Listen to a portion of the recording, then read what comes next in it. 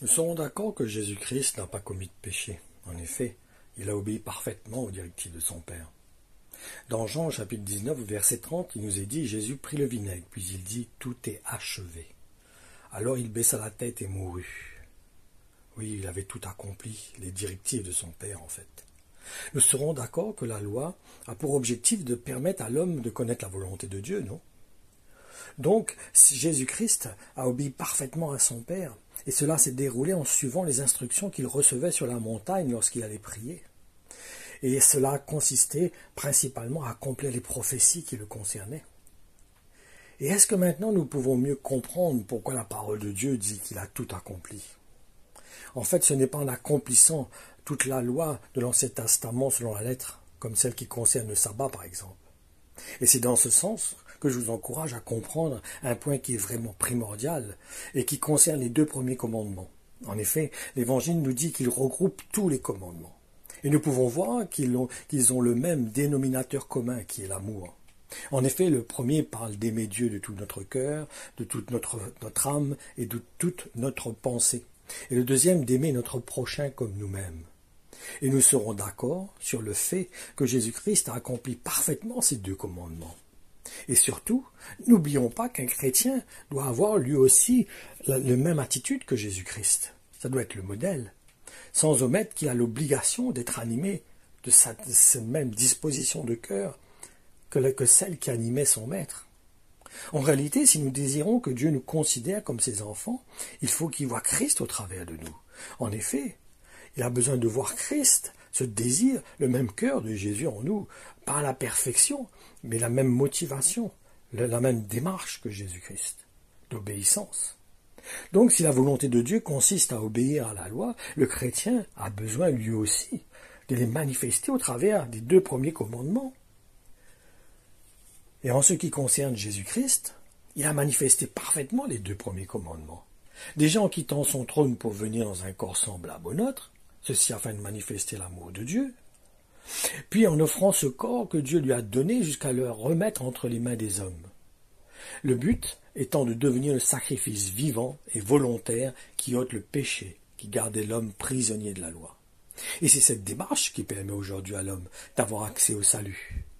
Allons lire dans Hébreux 10 au verset 5. C'est pourquoi au moment où le Christ va entrer dans le monde, il dit à Dieu, « Tu n'as pas voulu de sacrifice, ni d'offrande, mais tu m'as fait un corps. Tu m'as fait un corps. » Ce sacrifice est parfait, parce qu'il s'est offert volontairement, sans en avoir été contraint. La preuve, c'est que son Père l'a ressuscité.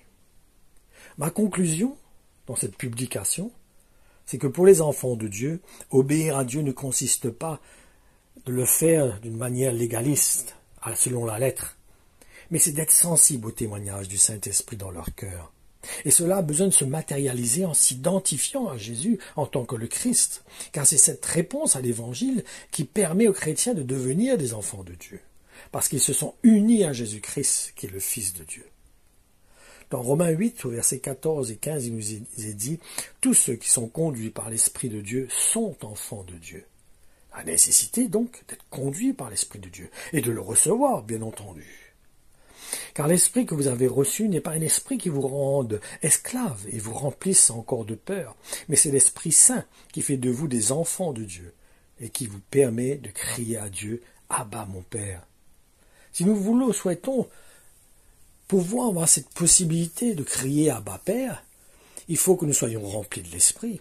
Il faut que l'Esprit nous conduise à ressembler à Jésus-Christ, au modèle lequel Dieu a envoyé pour qu'il nous serve justement d'exemple, sur lequel nous avons besoin de suivre son cheminement, être animé de ses sentiments, avoir la même motivation, le même désir, de pouvoir obéir à la volonté de Dieu, de rechercher à faire la volonté de Dieu.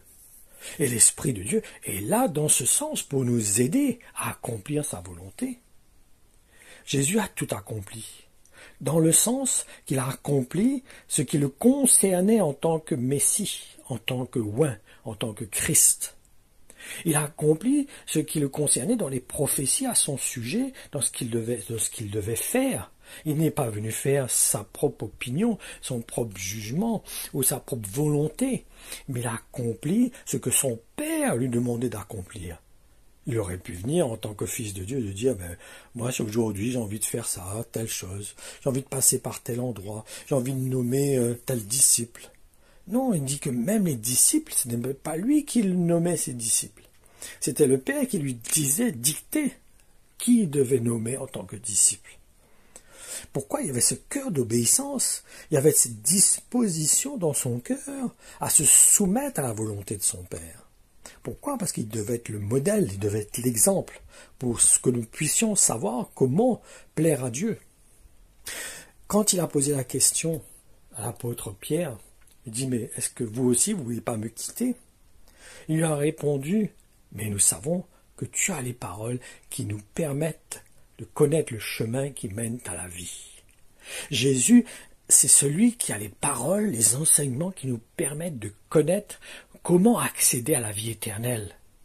Ça ne veut pas dire que c'est acquis, c'est quelque chose que nous avons besoin d'acquérir en courant, en prenant le chemin, en suivant l'exemple de Jésus-Christ.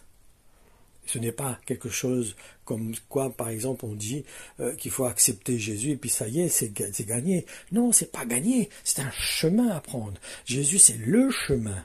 C'est lui l'exemple, c'est le modèle que nous devons prendre. Nous devons suivre son modèle. C'est là le chemin, à suivre son modèle, pour accéder à la porte, pour pouvoir rentrer dans le royaume de Dieu.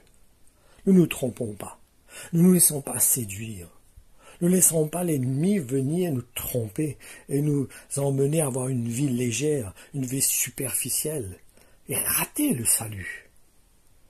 Je vous encourage à considérer la parole de Dieu en profondeur, et ne pas prendre seulement ce qui nous plaît, ce qui nous convient, ce qui convient à notre chair, ce qui ne nous bouscule pas, ce qui ne nous dérange pas, ce qui ne nous fait pas sortir de nos habitudes, de notre train-train, de notre suffisance, mais de laisser l'Esprit de Dieu nous saisir, nous lever et nous emmener à prendre ce chemin. Je veux prendre ce chemin, je veux prendre ce chemin avec Jésus, je veux marcher avec lui, jusqu'à la porte, afin de passer la porte. Voilà mes frères et sœurs, soyez bénis, que le Seigneur vous encourage par son Esprit.